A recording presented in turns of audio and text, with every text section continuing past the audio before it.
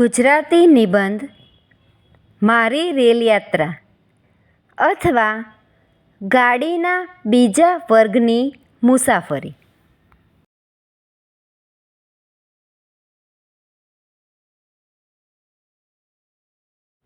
મારી રેલ યાત્રા અથવા ગાડીના બીજા વર્ગની મુસાફરી. ઉનાળાની રજાઓમાં હું મારી મમ્મી સાથે વડોદરામાં રહેતા મારા માસીના ઘેર ગઈ હતી. રજાઓ પૂરી થતાં અમારે અમદાવાદ પાછા આવવાનું હતું.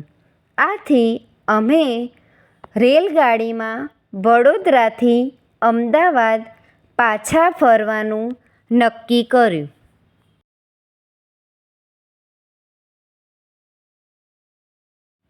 સાંજે 6 વાગે અમે વડોદરાના રેલવે સ્ટેશને આવી પહોંચ્યા. અમદાવાદની ટિકિટો ખરીદીને અમે પ્લેટફોર્મ પર ગયા અને ગાડીની રાહ જોવા લાગ્યા. પ્લેટફોર્મ પર મુસાફરોની ભારે ભીડ જામી ગઈ હતી. હું તો એ ભીડ જોઈને જ હેબતાઈ ગઈ હતી. મને એવી ચિંતા થઈ રહી હતી કે ગાડીમાં અમને જગ્યા મળશે કે કેમ.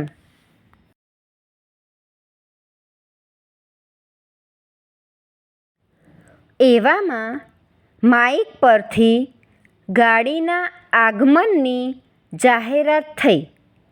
બધા મુસાફરો પોતપોતાનો સામાન લઈને ગાડીમાં ચડવા તૈયાર થઈ ગયા. ગાડી પ્લેટફોર્મ પર આવીને ઊભી રહી. ગાડીમાંથી ઉતરનારા અને તેમાં પ્રવેશનારા મુસાફરો વચ્ચે ધક્કામુક્કી થવા લાગી. તેની સાથે જ બૂમબરાડા, ચીસાચીસ અને બાળકોની રાડારાડ શરૂ થઈ ગઈ. અમે માંડ એક ડબ્બામાં ચઢી શક્યા. 10 મિનિટ પછી સિગ્નલ મળતાં ગાડી ચાલવા લાગી.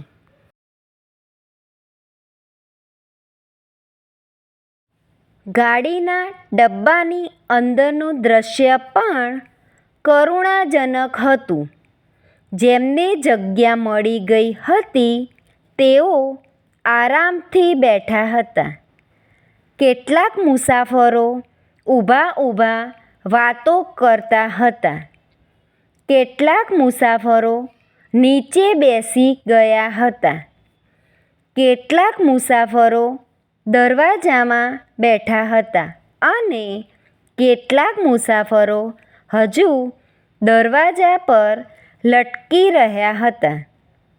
ગાડી ઉપડ્યા પછી બે બહેનોએ અમને બેસવાની જગ્યા કરી આપી.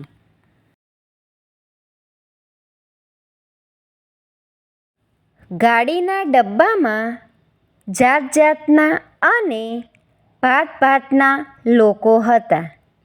અહીં છાપા અને મેગેઝિનવાળા, ચાવાળા, ચણાવાળા, ચણાની દાળવાળા, બૂટ પોલિશવાળા, ઠંડા પાણીવાળા વગેરે ફેરિયાઓ ડબ્બાઓમાં ફરીને ચિત્ર વિચિત્ર અવાજોમાં પોતપોતાની ચીજવસ્તુઓની જાહેરાત કરતા હતા.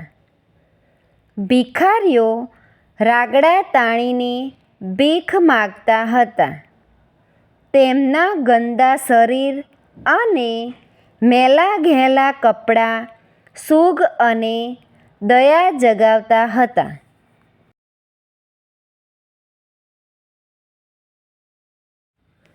ગાડીના ડબ્બા પણ ગંદકીથી ખદબદતા હતા.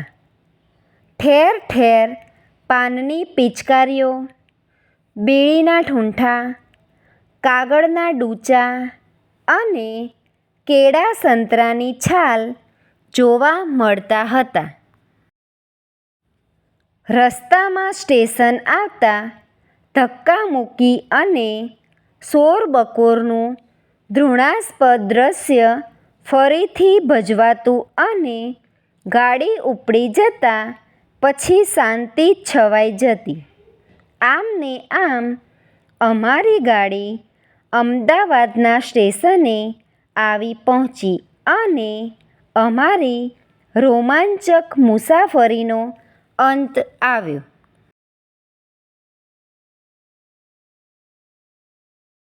ગાડીની મુસાફરીનો મારો આ અનુભવ હું ક્યારેય ભૂલી શકું તેમ નથી.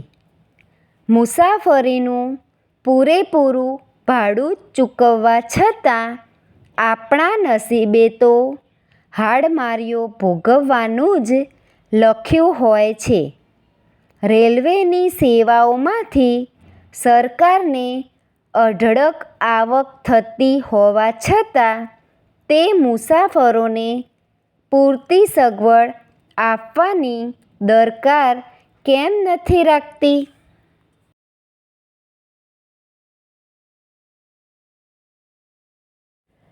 Thank you friends. Please like, share and subscribe.